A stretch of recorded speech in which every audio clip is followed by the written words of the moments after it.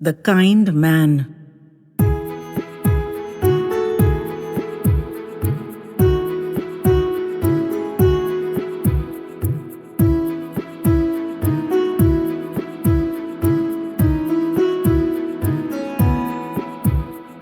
It's been a long, long week. Longer than when Mum broke her hip and was in terrible pain, but they couldn't operate till the effect of her blood thinners was reversed. Longer than those hellish first months after Dad retired. Longer than the time since my sister's wedding, when everyone teased me I'd be next, and that still hasn't happened close to 30 years later.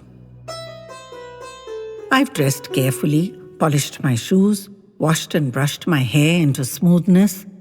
Though who in this house ever notices me unless they want something? And stashed my only one lipstick in my bag. I can rub some on my cheeks for a color boost. I look so pale from always being indoors, and I do so want to make a better second impression. I'm the youngest of 4 siblings, all married and gone to their busy lives of husbands and wives and children, leaving me here with the aged parents. I didn't grudge it at first. I was happy to look after them. I volunteered. But I didn't know it would swallow my life, my youth, my energy, and turn me into a shambling old grouch before my time. No one ever came forward, you see. I had to plead for help and was made to feel like a whiner. Even convicts get time off for good behavior. But despite my excellent behavior and matchless service, there seemed to be no end to my imprisonment. I just wanted a life too. But that was top of no one else's priorities. So I instituted a weekly off. Every Friday, or any other day of my choice, if I gave enough notice for them to schedule, one of the siblings has to arrive before 9 a.m. and stay till 9 a.m. the next morning. I don't want to know the roster. I'm not interested. Just be there, one of them. And I won't step in to help earlier than 9, even if I'm home, which I usually am. Initially, they plagued me with useless calls right through the day. Till I said, you call me for anything short of a crisis and you can just stay on shift 48 hours. Learn to decide. I did. It caused a major racket when I tabled my demand. But thank heaven I had the wit to do it. Now it all works smoothly. Since I have my day off, I'm happy to serve the rest of the time. And since they have to do that one day every so often, they appreciate me the more. Last week, I'd gone off as usual. I had a busy schedule with many errands in the morning, a grilled sandwich, cake and hazelnut coffee for lunch, stop in at the library to change my books, and the big shebang was a music concert in the evening. After that, I planned to dine at Shanghai restaurant. Or maybe a kati roll if I got seduced by the smoky aroma emanating from Nawab's. These are my 2 favorites. My head was still zinging from the lovely music, all old and familiar, and a very inclusive performer who often directed the mic towards the audience and encouraged us to sing along. It had been great fun. I felt part of a musical community as we all belted out those old songs, roaring unabashedly into the auditorium and rattling the aged rafters. My large shopping bag was full of the day's efforts, and my small handbag slung cautiously crossbody. The shops were closed, and the bustle was mostly us theatre-goers emptying onto the street. If I noticed the kids skateboarding at all, so late at night, it was only peripheral. They caught my attention only when one of them snatched my crossbody and skated off into the dark.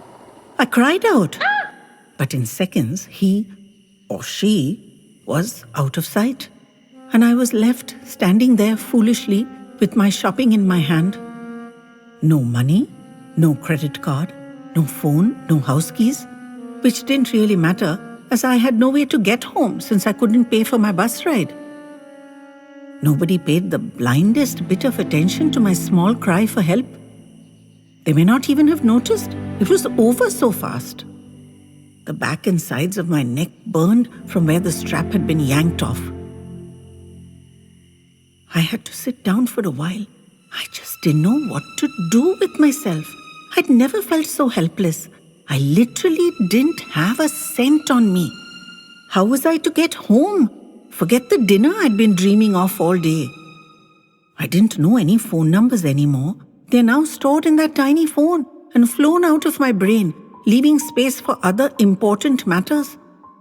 Though for the life of me, I couldn't think what matter could be more important than that at that precise moment. The street had emptied and gone silent. I was sitting on the cold bench, feeling scared, I'll admit it. I looked at my watch and realized I'd been sitting there almost an hour. I was hungry and tired. It had been a long day, and my neck ached.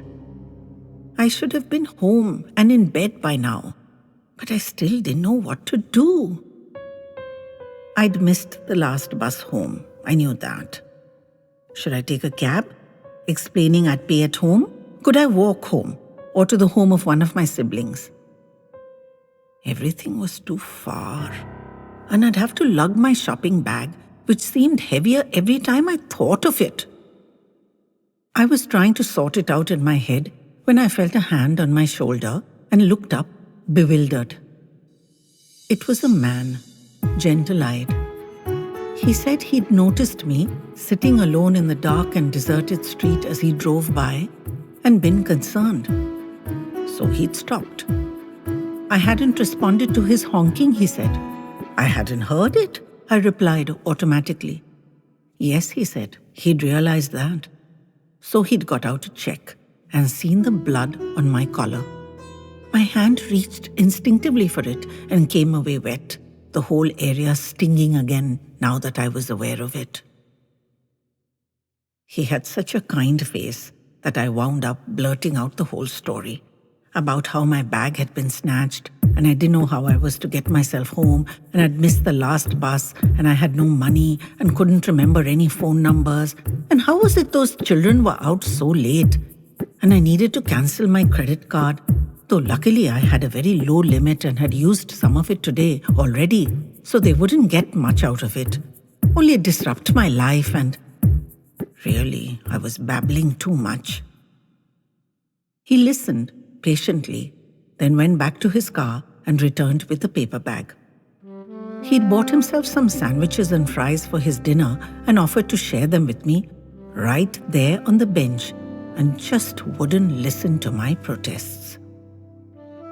So we sat there in the soft darkness and shared his dinner. It was so kind of him.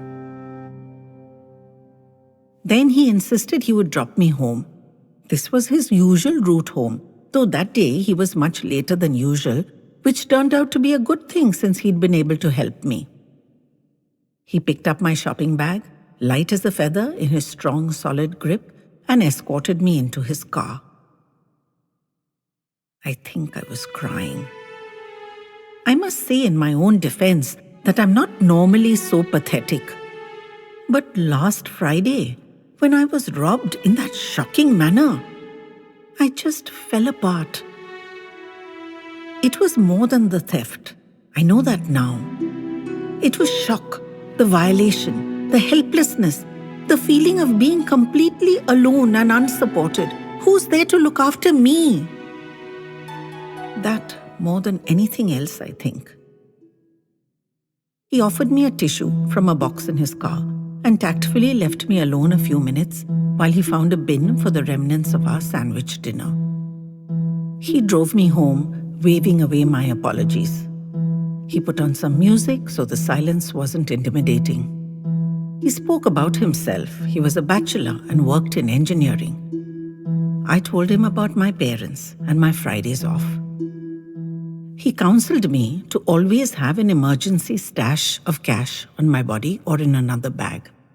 and some phone numbers memorized or stashed with the cash. He wasn't superior or preachy, just terribly kind. And soon I was home and on the pavement, waving him off with many, many thanks.